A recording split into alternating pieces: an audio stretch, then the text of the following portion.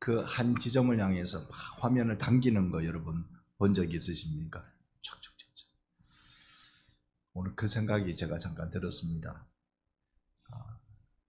예배 때 설교할 시간이 다 되면, 순서 중에 설교할 시간이 다 와가면 제 머릿속에는 제 원고만 촉촉촉촉촉 들어가, 다른 건 아무것도 생각 안 나는 그런 일이 자꾸 일어나는 것 같아요.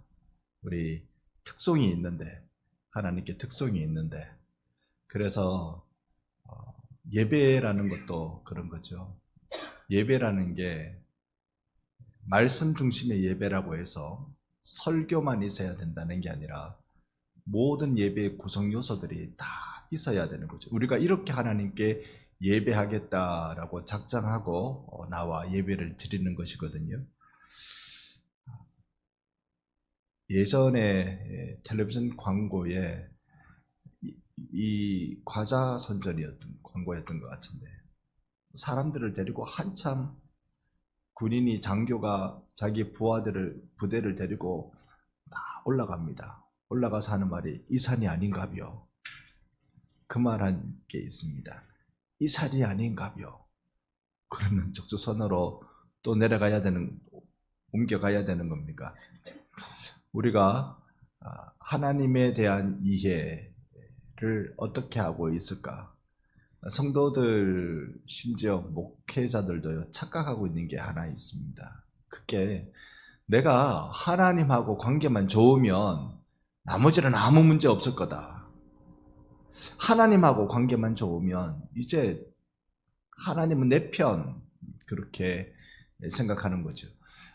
그런데 여러분, 하나님은 안 믿는 사람들에게도 믿는 사람들에게도 두려움의 대상이고 경배의 대상이라는 사실입니다. 우리가 하나님을 두려워하지 못하면, 내가 하나님하고 관계가 좋구나, 그걸로 끝난다면 우리가 어리석은 판단을 하게 되는 것입니다. 우리는 사무엘 상의 말씀을 통하여 이스라엘이 건국될 때 이런 부분들이 있었고, 하나님께서 거름더미에서 이렇게 세우는 자가 있고 하나님께서 저 높은 자를 끌어내리는 일이 있었습니다. 왜 이런 일이 일어날까? 하나님은 하나님 경배 받으시기를 원하시는 분이십니다. 그 마땅한 경배 말입니다. 오랜 시간 동안 엘리 제사장이 이렇게 하면 되지 뭐, 그렇게 생각했던 것 같아요. 그래서 매일 일과가 이런 게 있으니까 이런 일과를 채우면 되지 생각했던 것 같아요. 그에게 있어서 하나님을 두려워하는 마음은 없었습니다. 어디에서 우리가 볼 수 있는 거 아니? 그의 두 아들 말입니다. 홈니와 비느하스. 사람들이 홈니와 비느하스에 대해서 평판이 안 좋았습니다. 그래서 수근수근거려요. 그 내용을 들여다보니까요, 이 이스라엘 백성들에게 대해서도 함부로 대하고, 그 다음에 성전에 수종 들고 있는 여자들과 동침하고, 하나님께 드린 제물을, 그건 하나님께 드리는 제물인데 그 드릴 때 보면 이건 하나님께 전적으로 태워서 드리는 것도 있고, 또 이거는 제사장의 양식으로 주는 목도 있고, 이건 예배자들이 그 자리에서 먹어야 되는 그런 제물도 있습니다. 그런데 이 제사장이 자기 원하는 거, 홈니와 비느하스도 제사장이랍시고, 자기가 원하는 대로 소위 이 제물을 이렇게 준비해 놓으면 자기가 가서 그냥 훅 가져와 버려요. 그걸 그렇게 가져오면 안 되는데 하나님을 만으리 여기는 거죠. 일과 따라 이렇게 착착착 하면 되지, 정해진 규칙대로 이렇게 하면 되지, 이거 하면 아무런 문제 없을 거야. 여러분, 왜 일과가 필요하고 왜 규칙이 필요하고 왜 과정이 필요할까요? 그것은 하나님을 경배하기 위해서 그렇습니다. 하나님 만나기 위해서, 하나님을 섬기는 방법에 전심을 다하기 위해서 우리가 만들어 놓은 거지, 우리가 착각하고 있는 건 이대로 하면 되겠지. 이스라엘 백성이 그 착각 한가운데 오늘 본문에 보면 빠져 있습니다. 2절에 보면, 1절 하반절에 보면요, 이스라엘이 나가서 블레셋 사람들과 이제 전투를 벌입니다. 이 아벡에서는 블레셋 사람들이, 에베네셀에서는 이스라엘 사람들이, 군인들이 진을 칩니다. 전쟁을 벌이는데요. 1차 전쟁에서 이스라엘이 1차 전투에서 패배합니다. 희생자가 4,000명이었습니다. 엄청난 사망자, 전사자가 나왔죠. 여기에 이스라엘이 이제 전투에서 후퇴합니다. 보통 승기를 잡았을 때 블레셋도 그러면 바짝 추격해서 이스라엘을 완전히 무너뜨리는 것이 일반적인 상식일 텐데 블레셋도 추격하지 않아요. 이것은 블레셋도 그만큼 타격이 컸다는 뜻이겠죠. 양쪽에 큰 피해를 입고 잠시 전투가 멈췄습니다. 거기에 이제 3절에 보면요. 백성이 곧 군사들이 진영으로 돌아옵니다. 패전에서 돌아오잖아요. 전투에서 졌습니다. 돌아올 때 그때 이스라엘의 장로들이 엉뚱한 상상력으로 제안을 하나 합니다. 왜 하나님이 우리를 블레셋 사람에게 패하게 했는가? 이 질문에 대한 답을 찾는데요. 사실은 건국의 역사에서 그리고 난 뒤에 이스라엘의 패망의 역사까지 계속 이스라엘이 특히 랍비들을 통해서 이 질문되어진 게 뭐냐면 하나님은 여전히 우리의 하나님이신가? 하나님은 여전히 우리의 하나님이신가? 우리는 여전히 하나님의 백성인가? 이 질문이었습니다. 이 질문은 사실 이 고대 사회 이스라엘 민족의 역사에 뿐만 아니라 인류 역사에서 최근에는 세계 2차 대전 때 유대인들이 대학살을 당할 때 그때도 이들의 질문은 우리는 여전히 하나님의 백성인가? 그거였습니다. 여기에 대한 답을 어떻게 냅니까? 이 장로들이 하나님 왜 이렇게 하셨었고 패전의 책임을 하나님께 돌리고 있습니다. 그리고는 이 방안을 만드는데 3절 하반절에 보면 여호와의 언약궤를 실로에서 우리에게 가져다가 우리 중에 있게 하여 그것으로 우리를 우리의 원수들의 손에서 구원하게 하자. 이거 너무 이상하지 않습니까? 언약궤를 가져와서 우리를 구원하게 하자. 여러분, 이스라엘의 구원은 누가 합니까? 하나님이 하십니다. 하나님이 하시는데 언약궤를 가져와서 우리를 구원하게 하자. 언약궤는 하나님의 임재의 상징입니다. 여러분, 언약궤, 여러분 궤를 생각하시면 돼요. 궤, 그리 크지도 않습니다. 큰 이 나무 상자에다가 양쪽으로 이렇게 막대를 걸어 놓습니다. 이 지고 갈 수 있도록 막대를 걸어 놓습니다. 그 안에는 아론의 쌍난 지팡이, 또 이 만나, 그리고 시내산에서 받은 10계명의 두 돌판을 여기에 넣어둡니다. 그리고는 이걸 뚜껑을 딱 닫아요. 이 닫은 뚜껑을 시은소, 시은좌라고 부릅니다. 시은이라는 말이 은혜를 베푼다.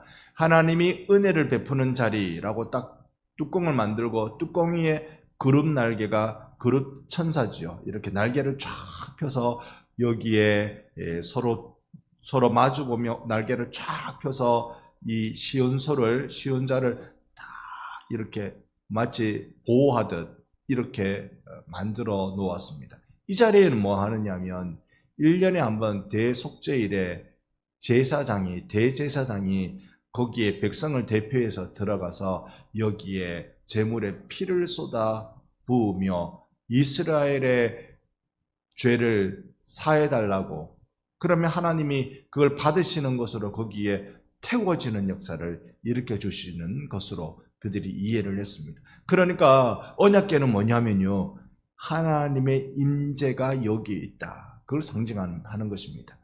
그러면 여러분, 언약궤를 가져오면 하나님이 딸려와야 됩니까? 이 부분에 정말로 너무나도 일천한 신학을 갖고 있는 겁니다. 너무나도 미천 바로 드러나는 신학을 갖고 있는 겁니다. 언약궤를 가져오면 하나님이 따라옵니까?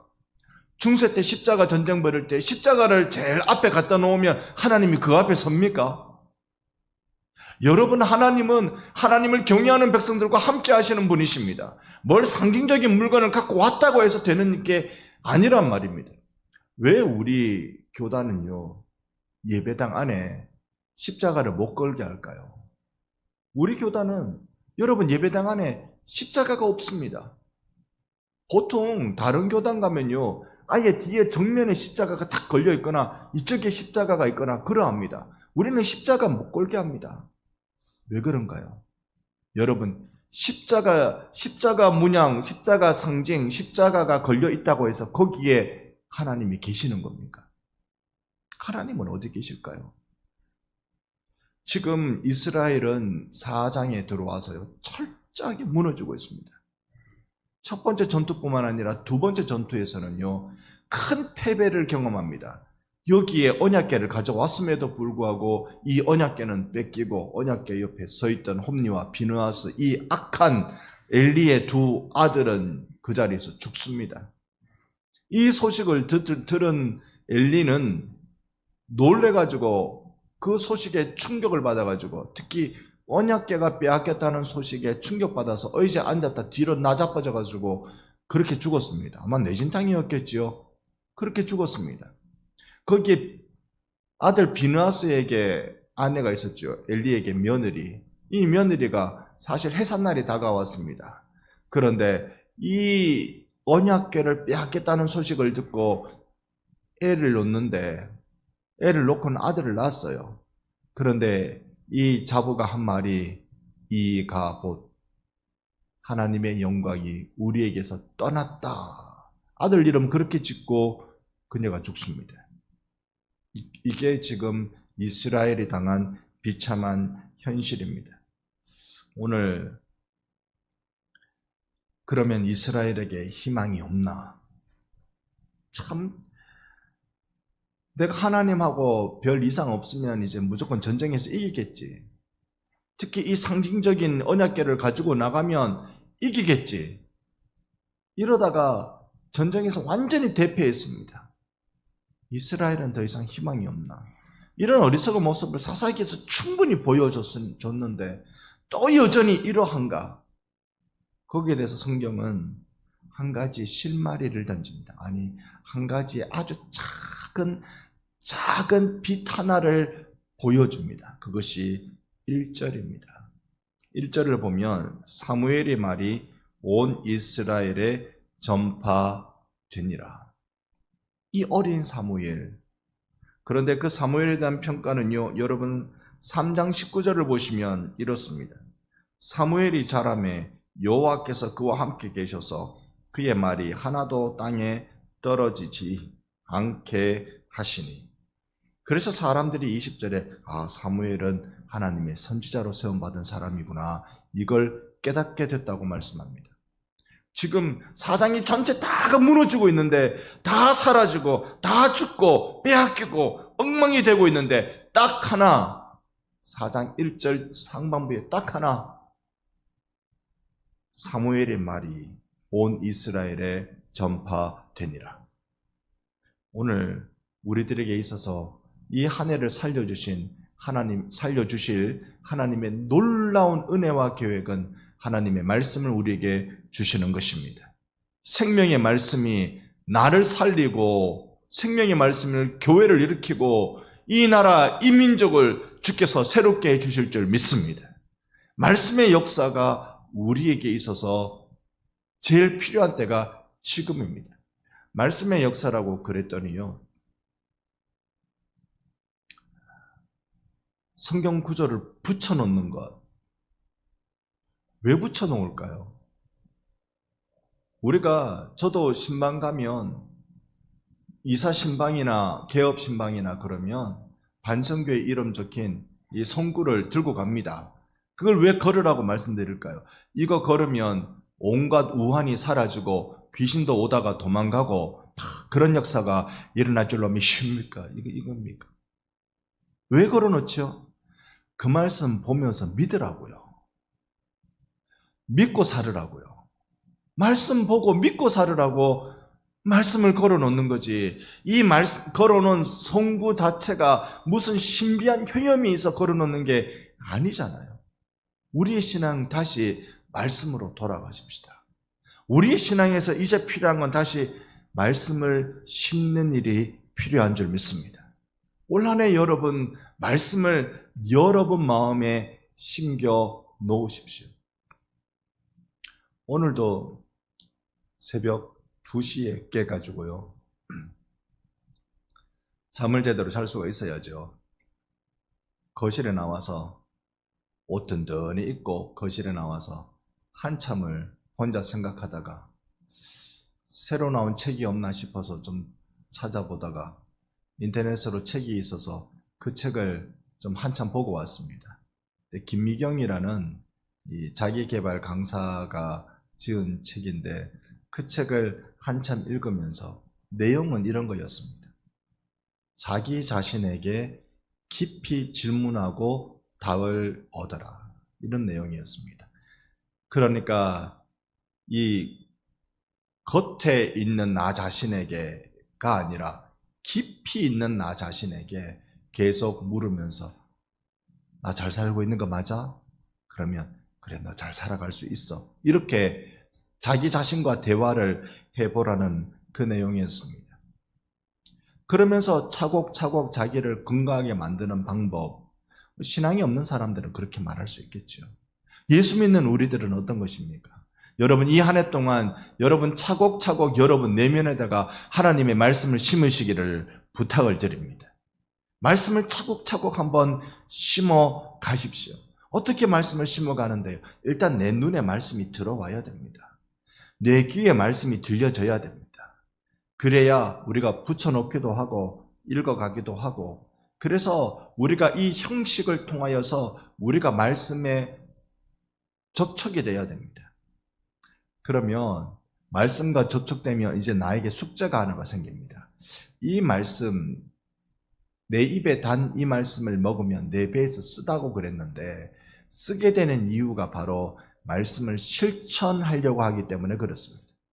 실천하면 그게 내가 힘들거든요. 그런데 여러분은 아십니까?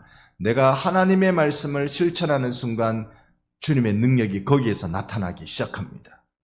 말씀은 그래서 능력이 있다고요. 걸어나서 능력이 있는 것이 아니라 말씀을 믿고 그 말씀대로 내가 발걸음을 내디딜 때 하나님이 책임져 주시는 줄 믿습니다. 우리의 신앙은 바로 이것입니다.